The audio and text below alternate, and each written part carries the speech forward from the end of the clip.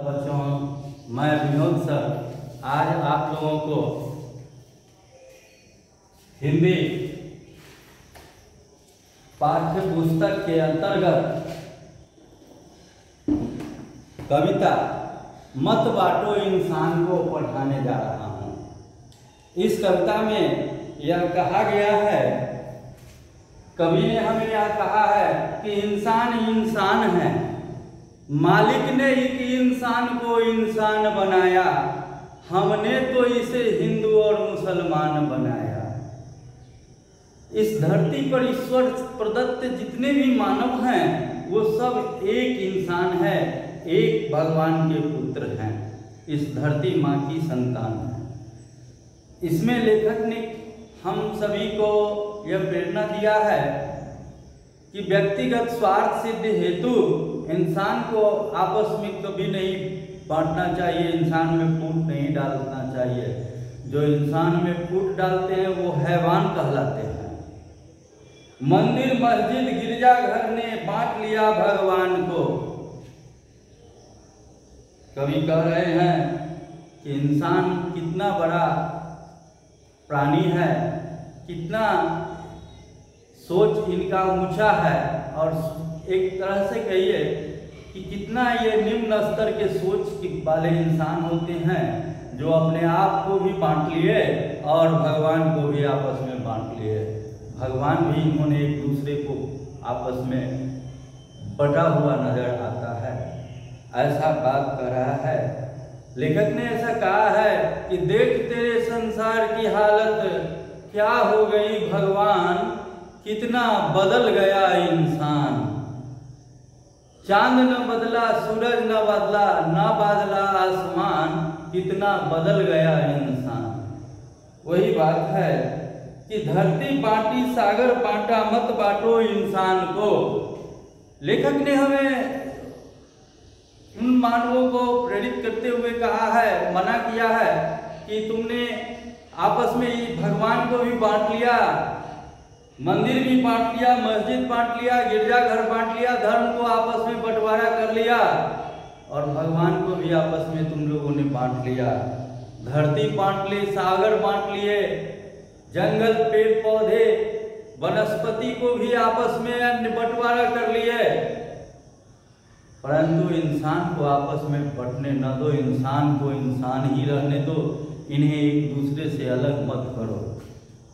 अभी राह तो शुरू हुई है, मंजिल बैठी दूर है, उजियाला महलों में बंदी हर दीपक मजबूर है। लेखक कह रहे हैं कि अभी तो मैंने अपने मंजिल की ओर राह बढ़ाना, राह पर चलना शुरू की है और मंजिल अभी हमसे बहुत दूर बैठी हुई है, हमें बहुत लंबा सफर करना है।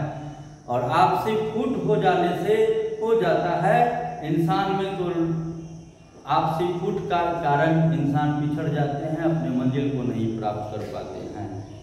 यहाँ उजियाला महलों में बंद है, उन्हें इस राह पर, इस रास्ते पर लाना आवश्यक है। उसमें जो दीपक जल रहे हैं, जो इंसान है, वो आपसी परिस्थिति के कारण मजबूर हैं, वे बाहर निकलना नहीं चाहते हैं।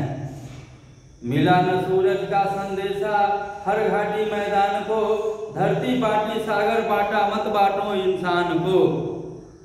यहाँ तो सूरज का रोशनी उजियाला मिला ही नहीं लोगों को, अर्थात लोगों में ज्ञान की रोशनी तो प्राप्त हुआ नहीं। ज्ञान क्या है, अच्छा क्या है, बुरा क्या है, इन्होंने तो कभी समझा नहीं। तो ये आपसी सद्भाव और भाईचारा का महत्व क्या समझे। इन्हें आपसी सहयोग और मिलजुल कर रहने की प्रेरणा दो, तभी ये आपस में बंधकर मिलकर रह सकते हैं और हमारा हर घाटी मैदान हर हरियाली से भर सकता है, यदि उन्हें सूरज की सही रोशनी मिलती रहे तो। अब भी हरी भरी धरती है, ऊपर नील बितान है, पर न प्यार हो तो जग सोना, उजलता रेगिस्तान है। हमारी धरती अभी भी, हमारी धरती हरी भरी है, उपजाऊ है, काफी फल फूलों बगीचों से भरा पूरा है, परंतु यदि मानव में आपस में प्रेम न हो तो ये सारी हरियाली सूना लगता है और हमारा धरती जलता हुआ वीरान सुनसान रेगिस्तान की तरह दिखता है यदि इंसान को आपस में प्रेम न हो तो। अभी प्यार का जल देना है हर प्यासी चट्टान को, धरती बांटी सागर बांटा मत बांटो इंसान को। हमें आपस में जो चट्टान की तरह जो अबोध जनता है जिन्हें ज्ञान की कभी उजियाली मिली नहीं, इनके ऊपर प्यार का जल बरसाकर हमें इनके अंतर्गत प्यार की रोशनी जगानी है। आपस में प्रेम करना और प्रेम से मिलजुल कर रहना इन्हें सिखलाना है, तभी हमारे देश में उजियाला आएगा और लोग खुशहाल रहेंगे, आपस में मिलजुल कर रहेंगे। साथ उठे सब तो पहरा हो सूरज का हर द्वार पर, हर उदास आंगन का हक हो खिलती हुई बहार पर। साथ उठे सब तो पहरा हो, यदि एक साथ सब उठे खड़ा हो जाए भारत माता के रक्षा और हित के लिए तो यहाँ सब कुछ संभव है।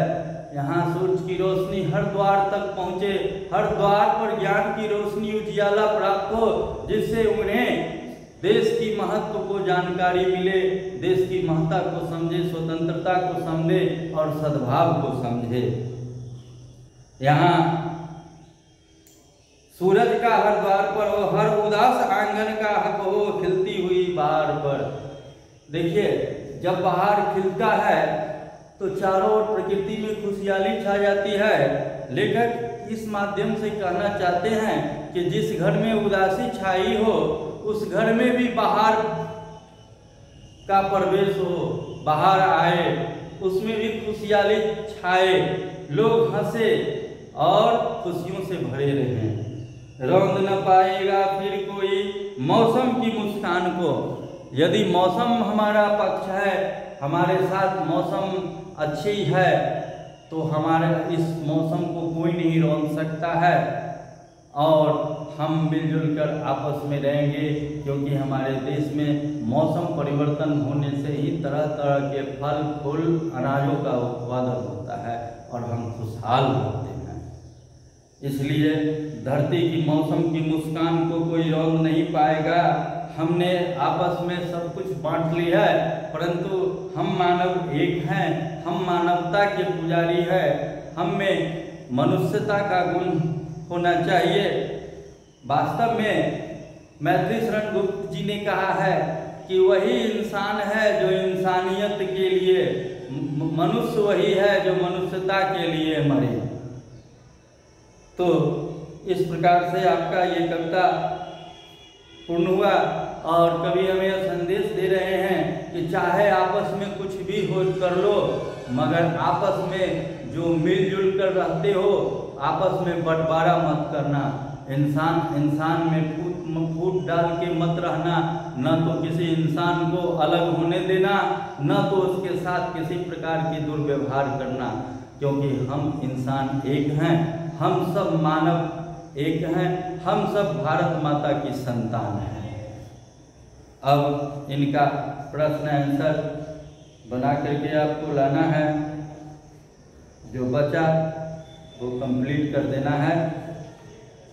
अब इसमें प्रश्न है,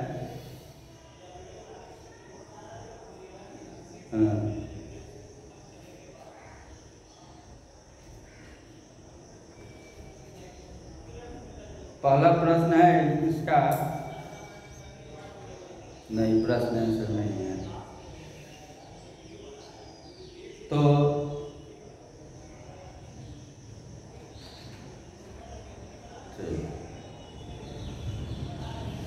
यहाँ है ये सवाल, मानव मूल शब्द से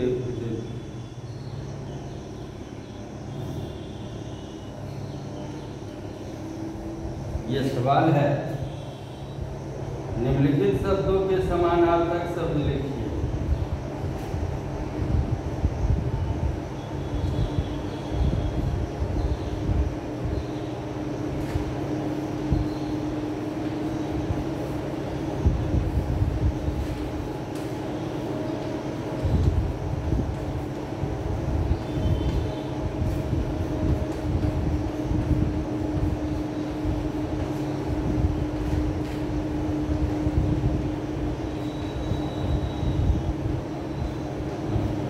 समानार्थक मतलब पर्यायवाची शब्द होता है।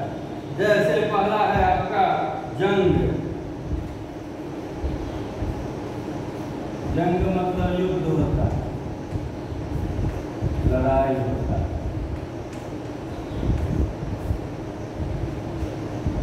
इंसान,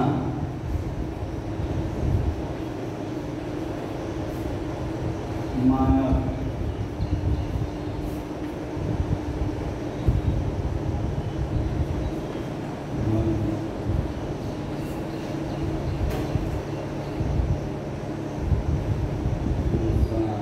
उपवन,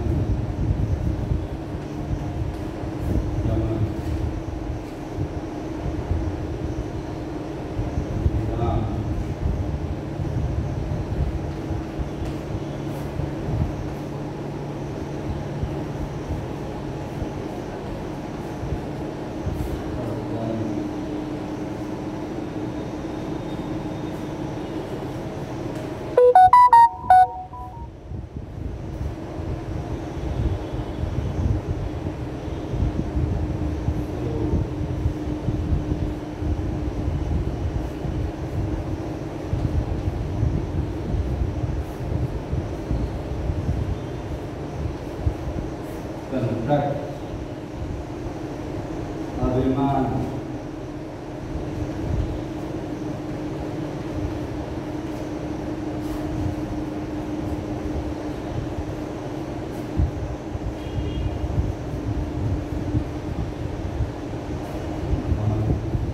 ये बच्चों निम्नलिखित शब्दों के प्राय समानार्थक शब्द लिखिए। पिछला पाठ का है, कोई नहीं पढ़ाया कविता का बचा हुआ ये मैंने बता दिया। अब इसके आगे है कि नीचे दिए गए शब्दों से मूल शब्द अप्रत्यय को अलग अलग करके लिखिए। देवा को देव है तो अप्रत्यय है।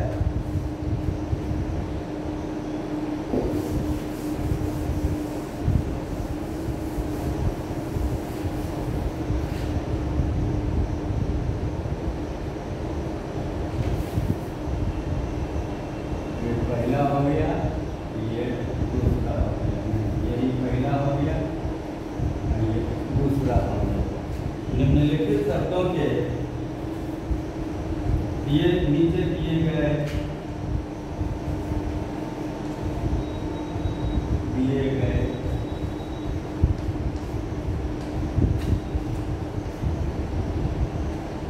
शब्दों में से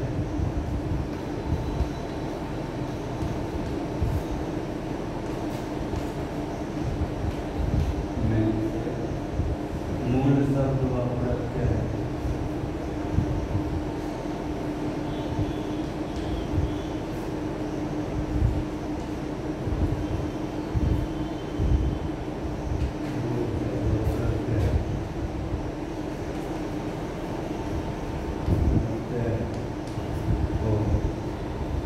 अलग अलग करके लिखिए।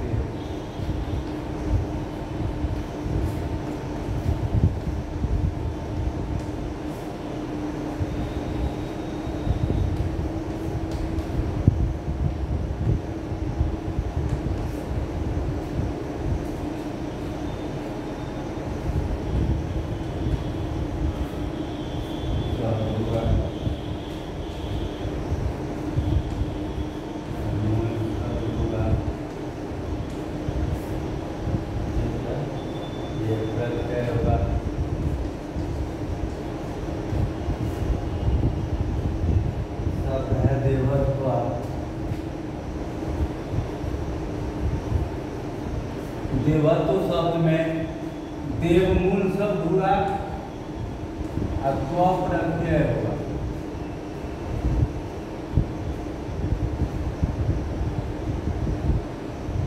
ये क्वेश्चन 1 था, ये क्वेश्चन 2 है। अब आगे आपका है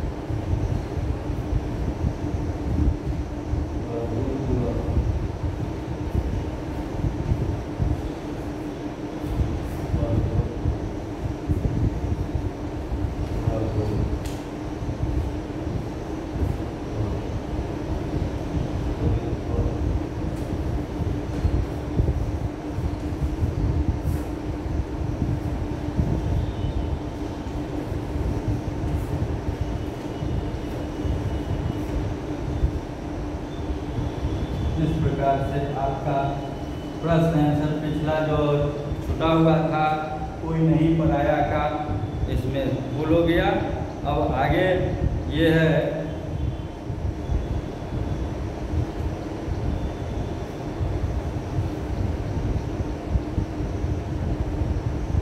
समझे दूसरों का नजरिया। देखिए एक कहावत है, ये केवल पढ़ने के लिए, समझे दूसरों का नजरिया। दूसरों का नजरिया का मतलब है, महात्मा गांधी ने कहा था कि सबकी सुनो और अपनी चुनो, सबकी बात सुनो और अपने मन की बात चुनो। सुनना तुम्हें सबका बात है चाहिए, करना है तुम्हें अपने मन की बात जो सही है। तो हमेशा दूसरों का नजरिया समझना चाहिए कि अगला व्यक्ति आपसे क्या अपेक्षा रखता है, आपसे क्या चाहता है, उसकी नजरिया क्या है, उसकी असली इरादा क्या है। ये आप केवल समझना चाहिए। ये समझने का गुण जिस दिन आप में आ जाएगा उस दिन आप में मानव का को परख करने की क्षमता आ जाएगी। दो सिपाही युद्ध समाप्ति के बाद वापस घर लौट रहे थे। रास्ते में दोपहर को दोनों पेड़ की छांव में थोड़ी देर आराम करने के लिए रुके। एक सिपाही एक पेड़ के नीचे बैठ गया, दूसरा सिपाही उसके ठीक सामने वाले पेड़ से पीठ टिकाकर बैठ गया। दोनों के बीच में कुछ ऊंचाई पर एक पेड़ पर एक ढाल लटकी हुई थी। दोनों उस ढाल के बारे में आपस में बातें करने लगे। पहला बोला, काले रंग की ढाल वहाँ किसने लटकाई? दूसरा बोला, पता नहीं ढाल वहाँ तक कैसे पहुँची, पर ढाल काले रंग की कहाँ है, यह तो लाल रंग की है। पहला बोला, अंधा हो गया है क्या, साफ साफ दिख रहा है कि ढाल काले रंग की है। दूसरा बोला, तो क्या मैं झूठ बोल रहा हूँ, ढाल लाल रंग की तो है। दोनों में जोरदार बहस शुरू हो गई। बात इतनी बढ़ गई कि दोनों ने अपनी तलवारें निकाल ली। और यह क्या, दोनों अचानक खड़े होकर तलवार से एक दूसरे पर वार करने लगे। जैसे ही लड़ते लड़ते पहला दूसरे की जगह पर और दूसरा पहले के स्थान पर आया तो दोनों अचानक रुक गए। अब देखिए दोनों क्यों रुक जाता है। दोनों सिपाही आपस में झगड़ने लगे कि ढाल का रंग लाल है, एक कहता है ढाल का रंग काला है। दोनों आपस में हाथापाई करके दोनों तलवार लेके एक दूसरे पर वार करने के लिए खड़े हो जाते। दोनों जब एक दूसरे के जगह पर आया तो दोनों अचानक रुक गए। पहला बोला, अरे हम बेकार में ही लड़ रहे हैं, यह ढाल एक तरफ से काली है दूसरी तरफ से लाल। दूसरा बोला, हाँ यह बात तब समझ में आई जब तुम मेरी जगह पर आए और मैं तुम्हारी जगह पहुंचा। इस प्रसंग से यह शिक्षा मिलती है कि हमें दूसरों का नजरिया समझना चाहिए। सामने वाला व्यक्ति ऐसा व्यवहार क्यों कर रहा है, इसके पीछे कोई न कोई कारण होता है। उस कारण को जानने की कोशिश करनी चाहिए। आपने आपको ईमानदारी से अपनी उसकी जगह पर रखे और खुद से अब पूछे, अगर मैं उसकी जगह होता तो मैं कैसा महसूस करता। जब हम सामने वाले के नज़रिए से चीज़ों को देखने लगते हैं तो हमारी व्यक्तिगत समस्याएं और तनाव कम हो जाता है। आजकल माता पिता और बच्चों के विचारों में कभी कभी मतभेद हो जाता है। अगर बच्चे खुद को माता पिता के स्थान पर और माता पिता खुद को बच्चों के स्थान पर रखकर सोचे तो बहुत सी समस्याएं खुद ब खुद हल हो जाएंगी। इस कहानी से यह पता चलता है, बच्चों शिक्षा मिलती है कि किसी भी व्यक्ति की नज़रिया को समझना चाहिए, उसकी समस्याओं को अपनी समस्या मानकर विचार करना चाहिए, तो उसका कुछ न कुछ समस्या का समाधान निकल जाता है और हम उसकी समस्याओं को समझने लगते हैं और इससे हमारी मानसिक तनाव, आपसी मतभेद कम हो जाता है। इससे हमारे जीवन की जो कुछ समस्याएं हैं वो भी हल हो जाता है। अतः किसी व्यक्ति की नज़रिया को स्पष्ट परखना चाहिए कि उसका असली इरादा क्या है, वह क्या कहना चाह रहा है, उसका एक्यूरेट थिंकिंग क्या है, ये विचार करना असली नज़रिया कहलाता है। धन्यवाद बच्चों। अब इसके आगे पाठ का जो है प्रश्न आंसर बनाएंगे। जो भी प्रॉब्लम होगी वो हम आपको समाधान करेंगे। अब है पाठ 6, अगला पढ़कर आएंगे आप लोग। वेनिस का व्यापारी, बहुत ही अच्छी कहानी है। धन्यवाद बच्चों।